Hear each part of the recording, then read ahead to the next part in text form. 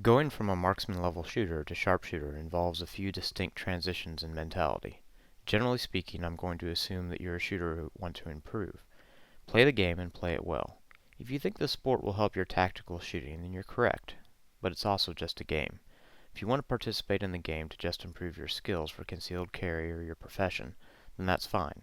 But if you want to play the game to win, it's time to focus on your goals to achieve them. People don't plan to fail, they fail to plan. Just like deciding on a career after school. Find people who have succeeded in the profession you have chosen, ask them how they got there, then follow that model. At this stage on the path to sharpshooter, it's time to settle on end-game equipment. Firearms and accessories for them are the rule rather than the exception that you get what you pay for, so going cheap is going to bite you in the long run. Save your money, research, and buy what you plan to use as a master-level shooter. I'm not saying that Bob Vogel can't win nationals with a high point and garbage ammo, but you're going to have a much harder time with random gear than you will with a setup that current master-level shooters are using. Good ammo, good magazines, and a good weapon system come together to ensure that it matches, especially sanctioned matches, your money and time are not being wasted. Reading the rulebook. Understanding the rules and obeying the rules is of paramount importance at this stage of the game. I'd recommend becoming a safety officer to become more familiar with them. Getting penalties for being out of cover is what will sting the most as marksman on your way to sharpshooter. Chalking your ankle out awkwardly trying to peer around a corner just hurts your movement to the next position, and it gets you busted for cover, and is generally uncomfortable. What is required is a good fighting stance. Weight on the balls of both feet, placed far enough apart to distribute and balance to avoid falling over as you lean the top half of your body around so your sights can proceed from cover. With a good balanced stance, regardless of body type, you can lean almost a foot out of cover without falling over. This is also the time to start discovering at what distances you can be more lenient with your accuracy and trigger speed. The farther a target is away from you, the more you need to purposefully aim, because you can never miss fast enough to make up for a well-placed shot. But to be more specific, at 2 to 3 yards away, use your sights at all is unnecessary. Point the gun at the center of the target, fire, and move on. Barrel aiming. But beyond that, you must balance just how much you want that zero down, and how willing you are to accept the points down. I've been guilty of firing 4 rapid shots at a target 5 yards away, without using my sights and moving on, only to see when it was scored it was down 4 or more. The half second it took me to barrel aim, and then fire 4 shots, cost 2.5 seconds in total.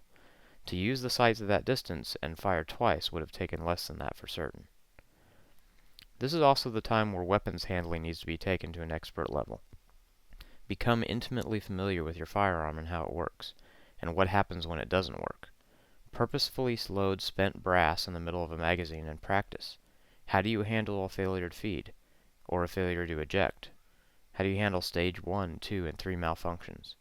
Create these purposefully in training so that when they happen and the clock is running, it's a 1-second adder, not a 15-second adder. Expert weapons handling does also include reloading and drawing.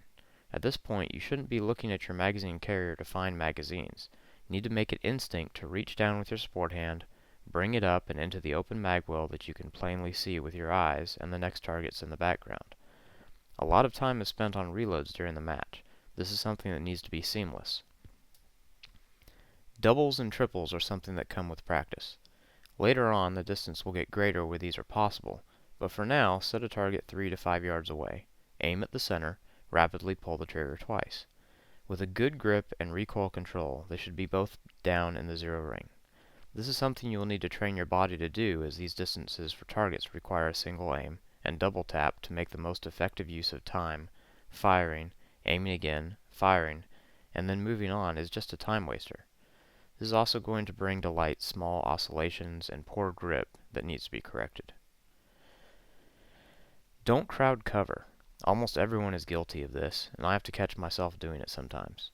Unless you're going to be moving forward in that direction after the shot, there's no reason to have your muzzle past the edge of cover. The additional 12 to 18 inches closer to target you are, depending on your arm length, will result in only millimeters of assistance to your accuracy, and it impedes your ability to reload or move to the next position. So why do it? Remember, cover extends to infinity. Use some of that infinity so the next transition is much faster. With few exceptions, don't rest your shooting hands against anything. You can already shoot straight without a rest on stages, you know that. So why rely on one in the middle of a stage? The gun will react to this new force when it recoils in a way you won't expect, as it jars your bones, joints, and muscles on a new fulcrum that you just artificially created. As a marksman shooter, you need to start round counting and planning your reloads accordingly.